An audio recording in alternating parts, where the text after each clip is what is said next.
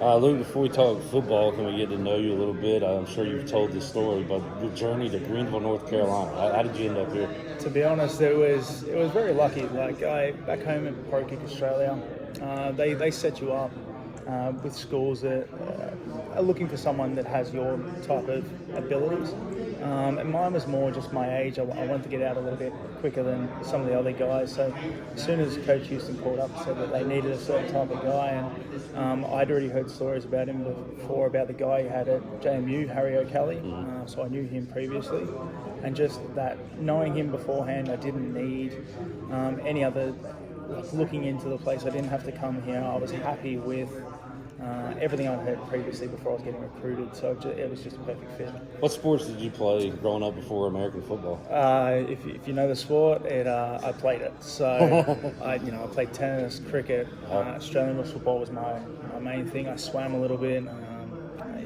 But Aussie rules football, which isn't rugby, it's a different sport altogether. I played that for quite a few years. And what made you want to get into punting and do this over here in the States? Simple as I wanted an education. I didn't go when I was 18. I didn't go to college, and I had a company of my own which I gave to my old man before I decided to come here. Wow. And it was just a luck thing where I ran into one of my buddies who actually was playing for the Philadelphia Eagles, and he was back home in Australia. I ran into him and I just told him I was going back to college, and he put me in contact with Pro Kick. Awesome. That's a great story.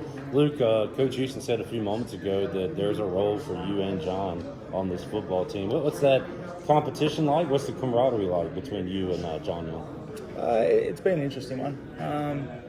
Obviously, I've come into it coming from a sport where it doesn't matter who plays. It's not one guy or the other. It's you got a team of 30 guys and you've got to make 22 work. It's not one guy in this position, another guy's trying to take that position. So for me, it was, this is a team, we're trying to play together, and, for him it may have been difficult having a guy coming in on scholarship to compete against. So that was testing to try and find that balance between us of understanding where each other came from. But, we're here to win games, and it doesn't matter whether he's on the field or I'm on the field. The best guy for that position is going to be there. We're going to see more highlights this year, but we think back to the fake punt last year, the run, and that energized the team and really led to a blowout on SMU. What do you recall about that play? How great was that play for you? To be honest, I ran on and I looked up at the scoreboard and I saw 4th and 8, and I'm like, I'm not going to be able to run this one, just hold it as long as possible. I'd watched a bit of film on SMU and I knew that they were going to try and set up a return against my type of punt that I was going out there to perform. And I just thought that, Xavier Smith was in front of me. He'd be able to block the one guy that was out.